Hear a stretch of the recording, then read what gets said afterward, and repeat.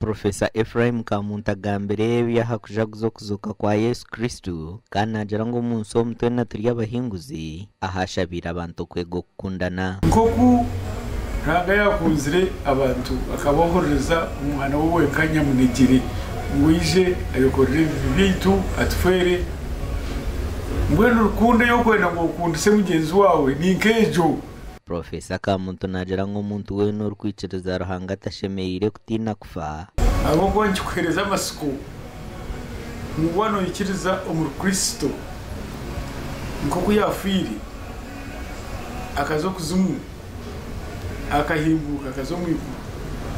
niwe omwikiriza koro wafiri wabo utarahemukire munsi urazo mwibuka Yesu kuyakira.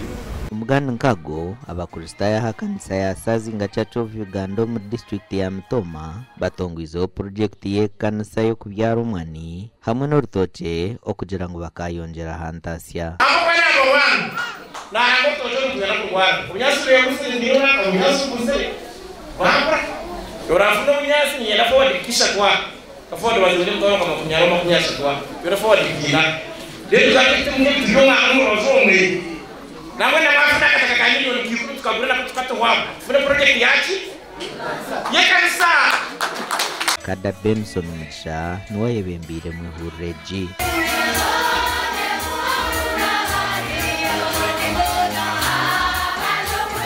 tokoreje project tokoreta project y'urutoke nanye natuna n'umwani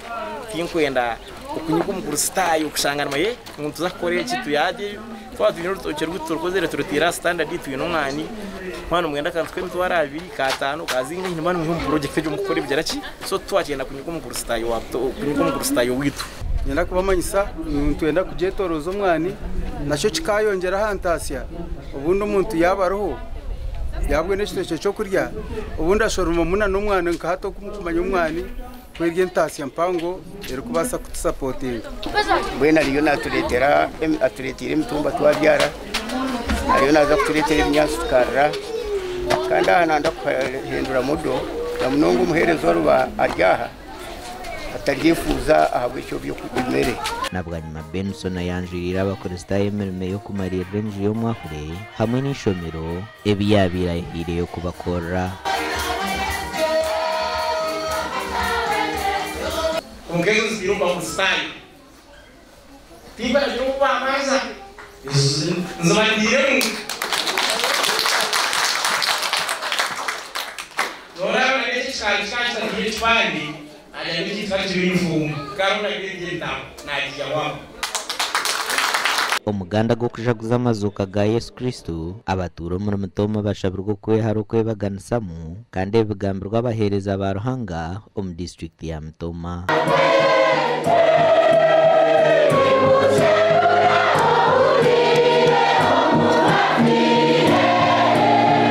Father Augustus muhereza nuwaye bembire kitambo cha msomu kerezia ya Rubirizi umugombora ya Nyakizinga kandi ogunajara ngo bururo burukwija tubushemerire kutanisa mu abantu ubururu budatwabo buri umwe ayinetsa kwagera nanga umwe namagera n'umunyabuzare we umwe namagera abiki yamukorire umwe namagera abo ayinetsa kumuriro so tukuma turi abantu tukumawe turi twinesaga memwe bavalo y'abaganga basakubura ukaruhanga yachikorage ando mukansa yanyakita mwiribare namu wakakoko wakajinda barangiro w'itinyakita kugira mbona bande kurura mwenu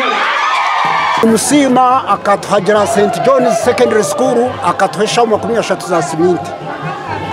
ni Musima akahereza kikanyi Church of Uganda eshaho nkaga za siminti omukushaboku nabwo abakazora foundation bashomiro mu makanisa gatari gamwe na gamwe haharumana Nyakahita hino magarage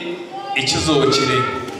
oba bana babiri bakuremerire hati naza ko batereza oba school fees biyebuzire hati noza kugibona